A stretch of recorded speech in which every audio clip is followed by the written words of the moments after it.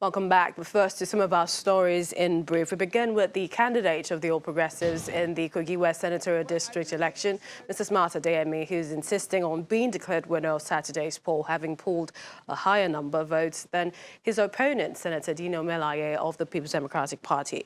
Mr. Adeyemi accuses the Independent Electoral Commission of moving the goalposts by declaring the election inconclusive on the grounds that the winning margin is lower than the number of registered voters in the areas where elections were cancelled. According to him, the electoral umpire is backtracking on the issue of inconclusive polls.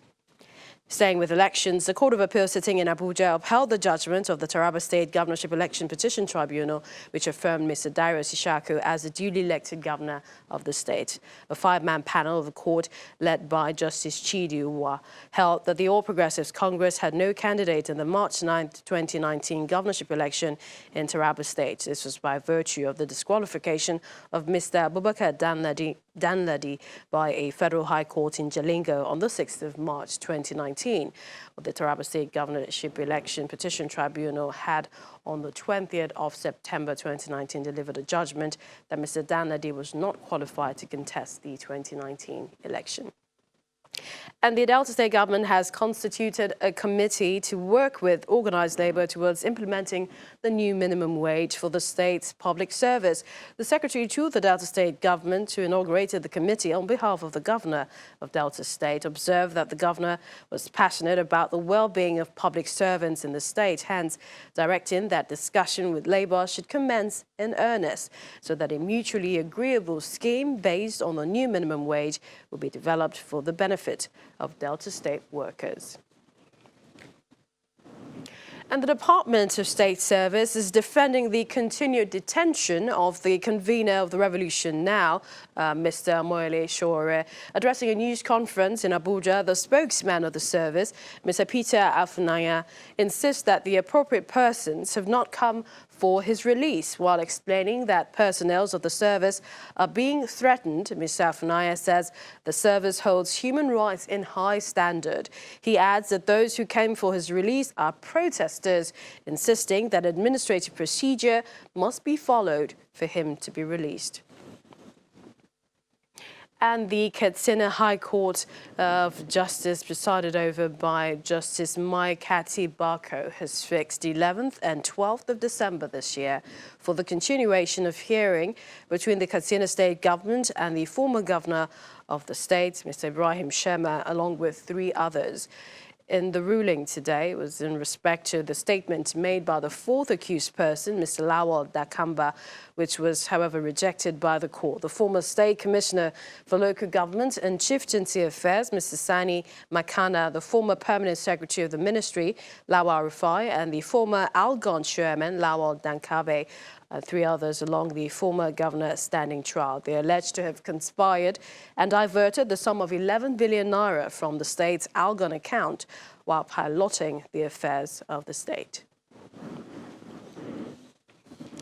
Elsewhere, the president has congratulated the All Progressives Congress APC governorship candidates in Kogi and Bayelsa states for their victory in the November 16 election. President Buhari described the election and emergence of the APC candidates as a race well run, a victory well won. He also applauded APC supporters for exercising their franchise peacefully despite pockets of violence recorded in some areas.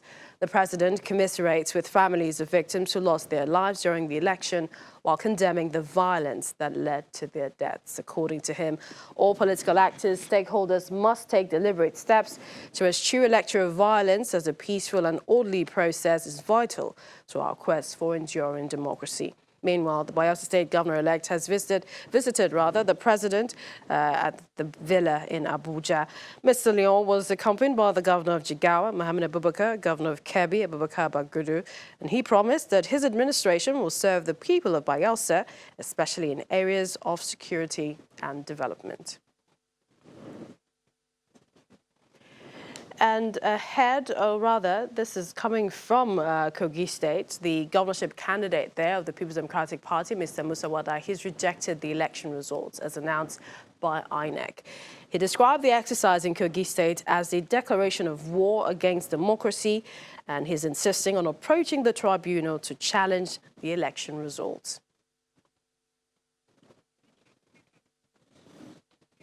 Ahead of the swearing-in ceremony of a new administration in Bayelsa State, a civil society group, the Bayelsa Coalition for Good Governance and Accountability, are asking the Code of Conduct Bureau to investigate its petition over the non-declaration of assets by Senator Buhari, the PDP governorship candidate, in the November 16 election in the state. Addressing a news conference in Abuja, the executive director of the coalition, Mr. Joseph Amakediremo, in the petition dated 17th September 2019 and 14th October of the same year, he claims that Senator Buhari failed to declare his assets while serving as Deputy Chief of Staff to the Bayelsa State Governor.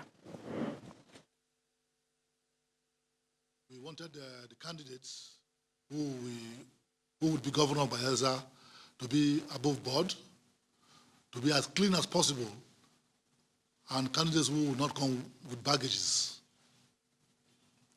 It is this resolve that we have that made us petition the Code of Conduct Bureau based on our diligent findings, investigation, painstakingly investigated, and confirm that the PDP candidate for the November 16, 2019 election, Senator Buhari, didn't declare his assets as prescribed by law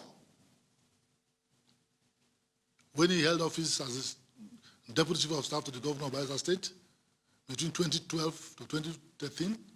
We also went further to investigate, and we found that some of his accounts was not declared. So that is a forced declaration of assets. And people want such a man to become governor of Bayelsa State, a high office as a governor of Bayelsa State. It is not possible. So on that note that we end the program at this time. We'd like to thank you for watching, and don't forget you can join the discussion on our social media platforms at Channels TV, at CTV Politics, #Lunchtime Politics. I'm Millicent Walker. I'll see you soon.